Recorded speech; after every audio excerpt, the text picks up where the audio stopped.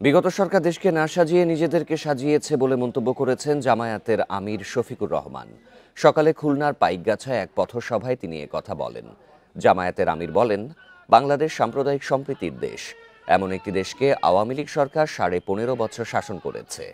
তারা মনের মতো করে দেশকে সাজাতে পারেনি, দেশকে সাজিয়েছে নিজেদের মতো করে। এ সময় শেখ হাসিনা সমালোচনা করে তিনি আরও বলেন, সাবেক প্রধানমন্ত্রী দাসত্বের শৃঙ্খলে জনগণকে বন্দী করতে চেয়েছিলেন, তবে ছাত্র জনতা সেই শৃঙ্খল ভেঙে ফেলেছে।